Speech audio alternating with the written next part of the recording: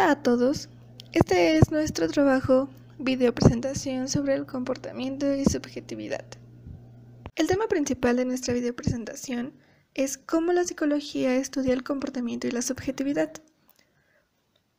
Para esto, hemos creado un índice que se presenta de la siguiente manera. Así que, para poder hablar un poco sobre cómo la psicología estudia el comportamiento y la subjetividad, necesitamos contestar a la pregunta: ¿qué es el comportamiento y qué podemos entender por subjetividad? Entonces, de acuerdo a la psicología, el comportamiento humano son todas las actividades expresadas físicamente por el ser humano y todos sus procesos mentales manifestados cuando se encuentra en una situación social en particular. Es decir, tenemos un círculo morado que nos representa el comportamiento. Con actividades expresadas físicamente nos referimos a la conducta. Esta parte del comportamiento es lo único directamente observable del comportamiento. Después, con procesos mentales nos referimos a los procesos que ocurren dentro de los aspectos cognitivo y afectivo. Lo cognitivo se refiere a todo aquello que pertenece o que está relacionado al conocimiento. Dentro de esta parte cognitiva se encuentran procesos mentales como la percepción, la memoria o el lenguaje. En el aspecto afectivo encontramos aquello que es propio o relativo a los sentimientos. Entonces, estos tres aspectos juntos son lo que llamamos comportamiento.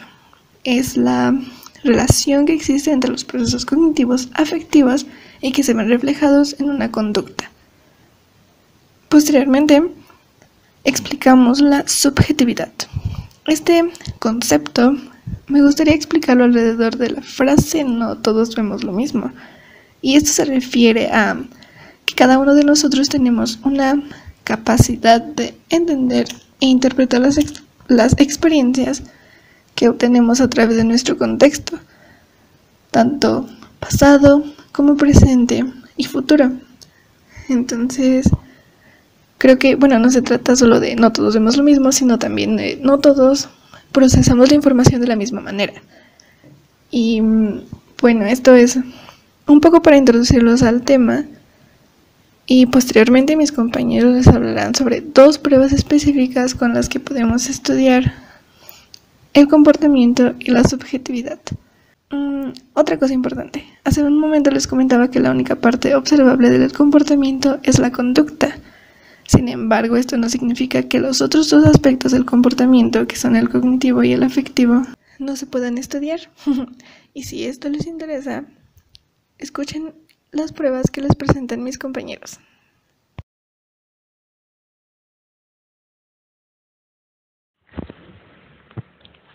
Las pruebas psicométricas son test que intentan medir habilidades cognitivas o ciertos rasgos de la personalidad.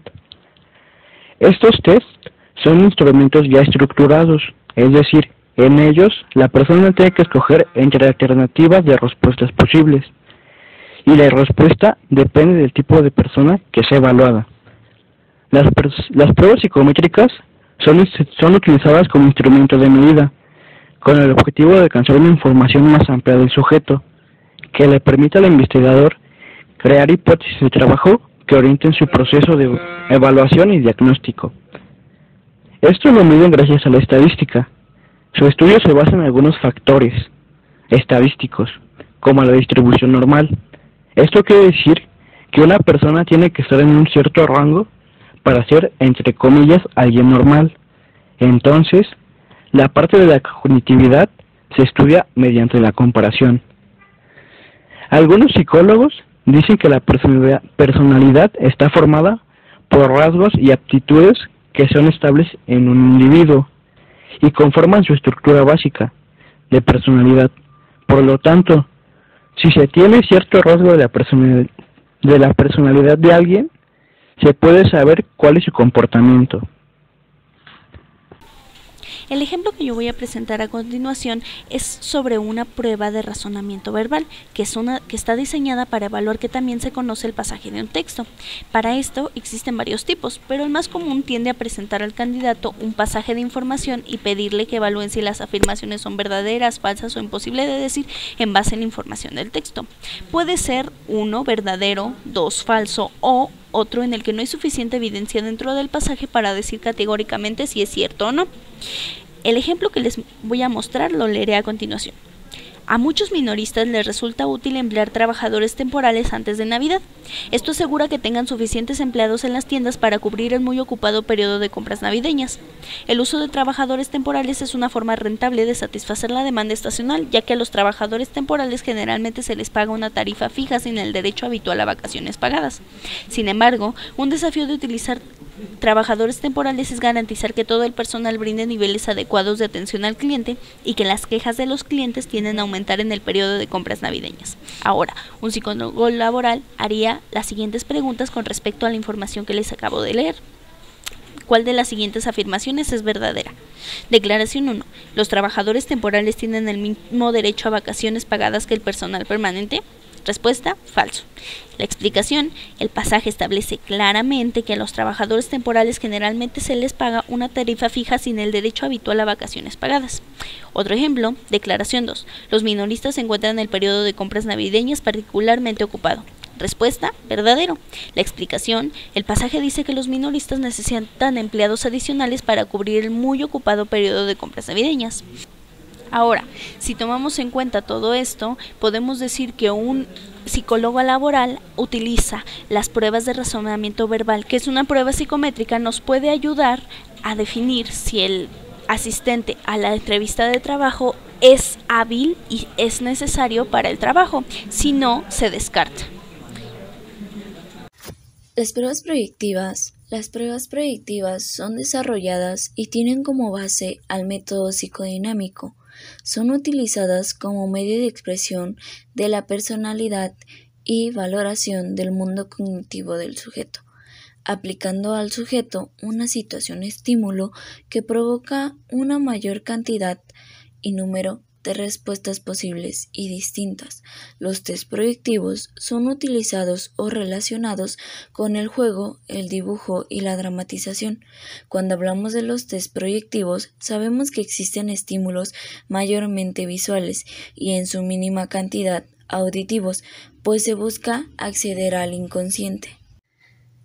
Comprendemos y tenemos claro que estas pruebas estudian al sujeto como algo global, es decir, no podemos someter a un grupo de personas a estos test, pues lo que se busca no es en porcentajes, es individual y sacando a la luz el inconsciente de cada sujeto como uno mismo y uno máximo. Los test de personalidad y los proyectivos buscan evaluar los motivos, deseos, intereses, expectativas y la percepción de la vida que tiene uno mismo. Nos lleva a evaluar también los conflictos y las percepciones, teniendo como sujetos base a niños y adolescentes. Sabemos que podemos aplicar estas técnicas en diferentes áreas de la psicología, pues resultaron útiles en el ámbito dinámico. Como ejemplo de pruebas proyectivas tenemos el test de Rorschach, el cual para aplicarse deben mostrarse ciertas imágenes al sujeto y dejar que este en cuestión haga una libre interpretación. Posteriormente, se analizan todas y cada una de las respuestas que ha dado la persona a la pregunta ¿qué ves en esta lámina? Para entender mejor esto les voy a explicar un poco qué significan algunas de estas láminas. Por ejemplo, en la primera normalmente se asocia a algún tipo de animal volador, como una polilla, una mariposa, un pájaro e incluso un murciélago. Pero si lo que ves es algo parecido a un león o un lobo, puede ser relacionado con tus niveles de paranoia y ansiedad. En la segunda lámina es común ver a dos personas con un sombrero como payasos o individuos con turbante. En caso de que tengas dificultades para distinguirlas, es posible que tengas esas mismas dificultades para las relaciones personales. Y por último, en esta tercera imagen también es común ver personas, pero en este caso la descripción de estas estará relacionada con tus vivencias y preferencias sexuales. Y por último tenemos nuestras conclusiones. Como bien pudieron notar, los aspectos que estudian las pruebas que presentamos no son realmente observables. Sin embargo, es posible interpretarlos mediante la recopilación de información que ofrecen las pruebas. Algo que también es importante recalcar es que las pruebas que les presentamos no son las únicas que existen para estudiar el comportamiento y la subjetividad. Existen muchas diferentes que se aplican en las diferentes áreas de la psicología dependiendo del objetivo de aplicación. Y bueno, esto es todo de nuestra parte. Gracias por su atención y hasta pronto.